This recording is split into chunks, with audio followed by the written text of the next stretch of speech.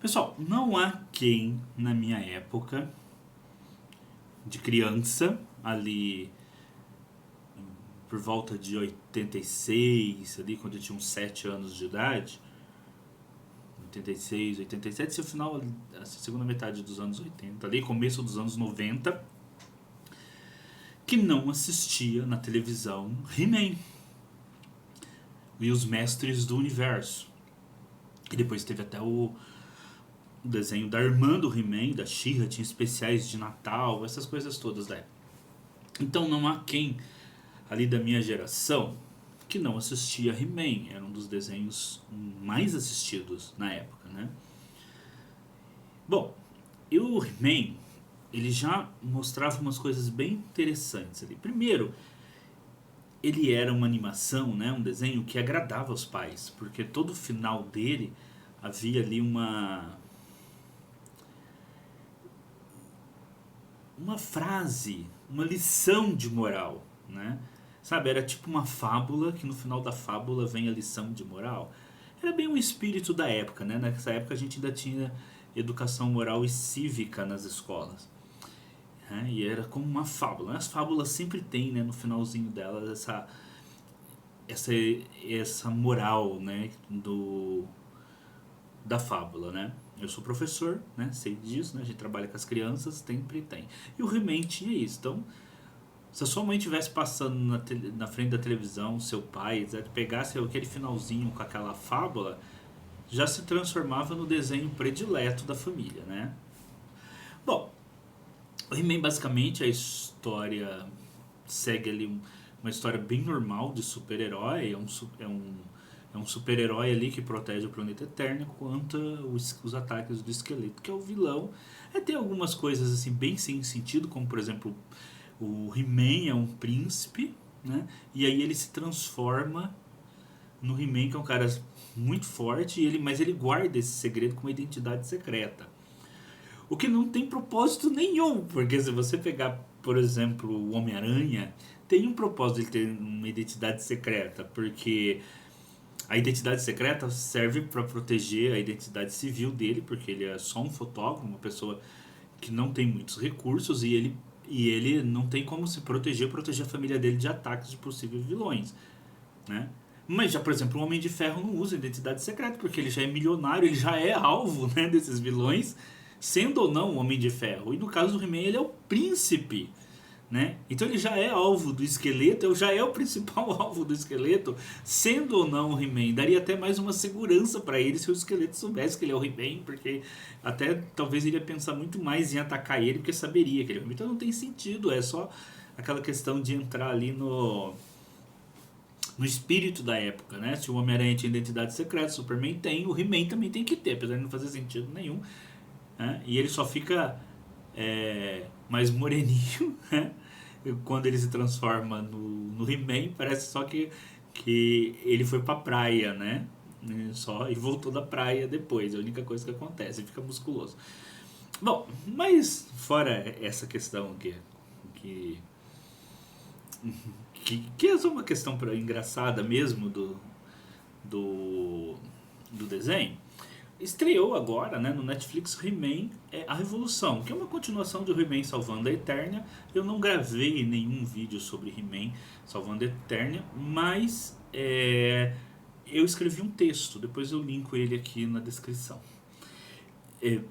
Bom, o que é He-Man Revolução? Continua do anterior, a Tila é a nova feiticeira, e ela pretende reconstituir Preternia, que seria uma espécie do céu dos Eternianos, para que as pessoas, quando vão morrer, possam, os heróis principalmente, né, ali, possam ter um paraíso para ir, semelhante a uma Valhalla, né, dos deuses, né, nórdicos, né. Então eles possam ter um lugar para ir, né. Bom, é, o esqueleto tinha sido derrotado no, na animação anterior, né, Salvando a Eternia. E agora, entretanto, ele se ligou a uma outra entidade tecnológica chamada Placa-Mãe, né? E aí ele está abandonando a magia e virando uma entidade tecnológica. Isso é muito comum no desenho do He-Man, e foi uma das coisas que me chamava bastante atenção quando eu era criança e depois, né, analisando esse desenho com o tempo, que é a união entre magia e tecnologia, como acontece nesse desenho. E esta é a problemática mais filosófica deste desenho, né? É o uso do que nós chamaríamos, né, do que os especialistas chamam de tecnomagia, né? Quando magia e tecnologia se unem.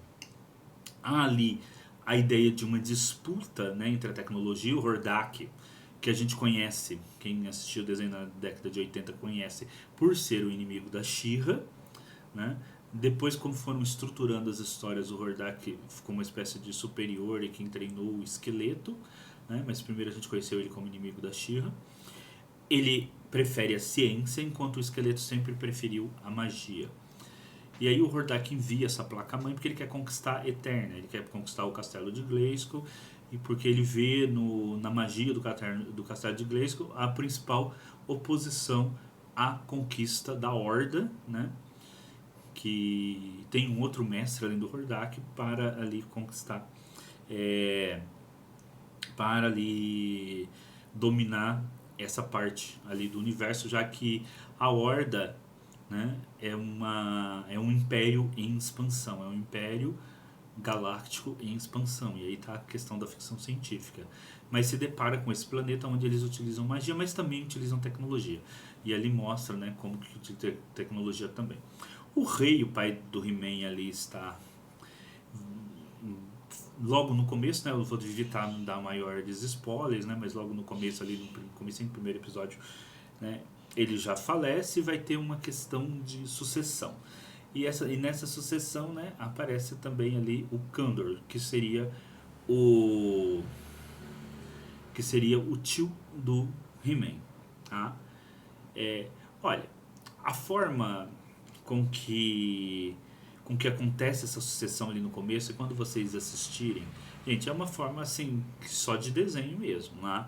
Para resolver o problema da sucessão ali de 5 minutos e como ela acontece, a ingenuidade ali com que o príncipe Adam se comporta, é uma questão só de desenho animado mesmo, tá? Mas vamos lá. Uma das coisas que aparece aí, né, sem agora ficar dando muitos spoilers, assim, eu acho que o ritmo do desenho foi legal, né? Eu acho que a ideia ali da disputa entre magia e tecnologia também foi legal, como duas formas diferentes de você descrever as leis do universo e utilizar essas leis.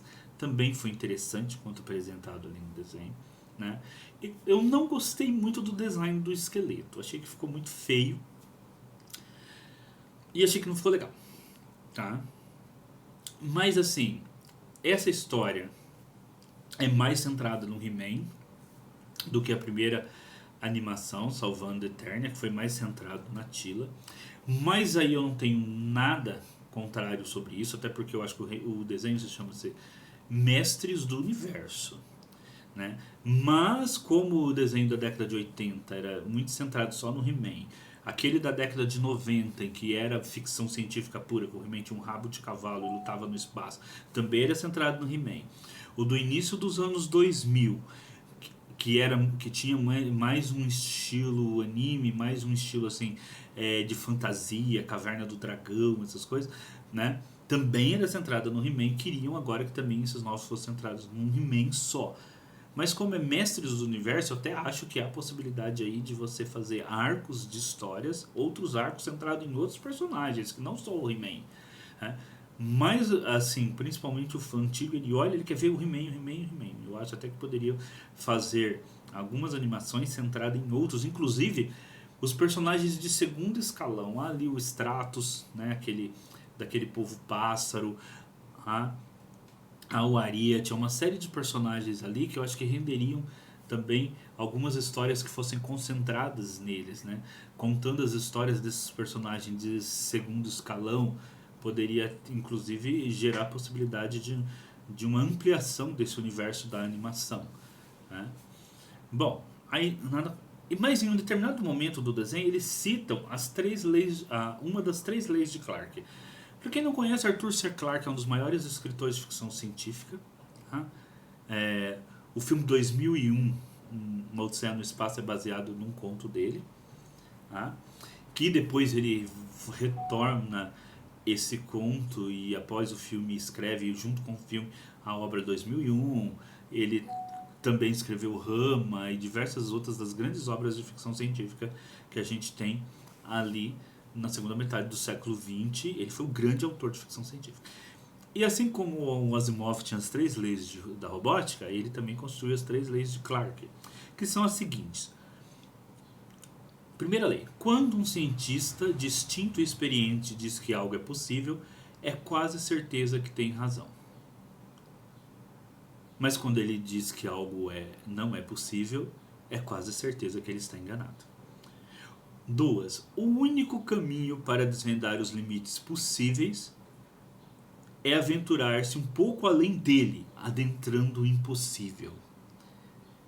E, por último, que a lei mais conhecida, a terceira lei, é a que é citada nessa animação do He-Man, qualquer tecnologia suficientemente avançada é indistinguível da magia. Se você já assistiu 2001, Odisseia no Espaço, essa lei tem muito a ver com a questão, por exemplo, dos monolitos. Os monolitos são tecnológicos. Para aquele primeiro macaco ali que está frente ao monolito, ele é o quê?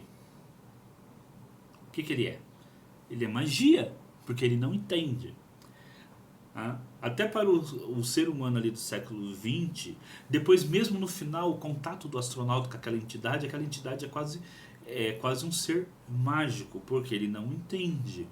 Então, enquanto mais avançada a magia, ou quanto mais avançada a tecnologia, para quem está atrás mais ela vai ser tida como magia. Então é o sentido de que a magia é uma espécie de tecnologia que a gente ainda não domina e que é possível dominar. Então, por exemplo, um avião, se nós voltássemos na Idade da Pedra com esse celular que eu estou gravando este vídeo, não precisa nem ser na Idade da Pedra, se voltasse na Idade Média ou até no início do século XX ou do século XIX, quem visse isso daqui daria o quê? Acharia que era um objeto mágico. Tá?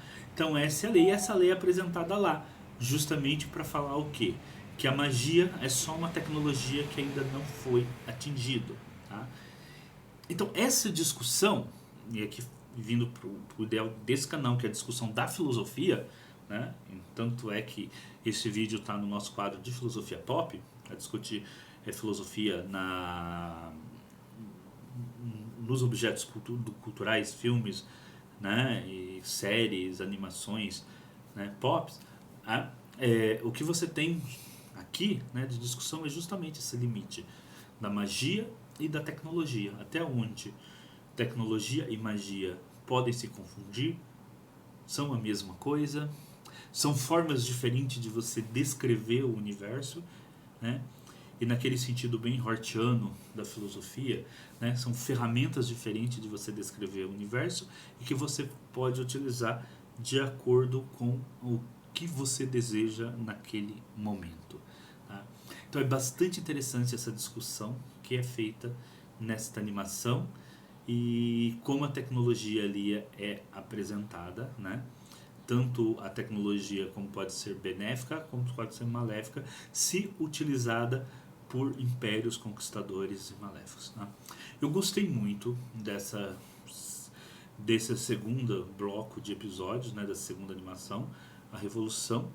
É uma pena só que sejam sempre bastante curtos para a gente que estava acostumado com aquele desenho dos anos 80 que tinha dezenas de episódios, né? Esses episódios que mal alcançam meia dezena, né? É bem curto, né? Seria legal que se fosse uma animação que tivesse pelo menos uns 20, 30 episódios por ano, né? Seria bem mais interessante, talvez um por semana, né? O Netflix costuma sair tudo de uma vez, mas pelo menos um por semana. Eu acho que seria bem interessante também que eles investissem numa animação assim, né? Como era a animação que era mais esteticamente mais moderna, né, do começo dos anos 2000, apesar de não ter feito tanto sucesso assim. Tá? Inclusive, muita coisa dessa animação do ano 2000, a relação entre o He-Man e o tio dele, quem na verdade é o tio do He-Man, vem ali da animação do ano 2000. Então é isso, pessoal. Eu gosto dessas animações novas do Kevin Smith, do He-Man. Sei que muita gente não gosta, mas eu gosto. Fica a dica para assistir e fica a dica aí para conhecer mais sobre as leis de Clark, né? Que aparece aí, faz uma pontinha aí nessa nova animação Mestres do Universo, a Revolução. Então, até o próximo vídeo aqui sobre filosofia pop aqui no canal.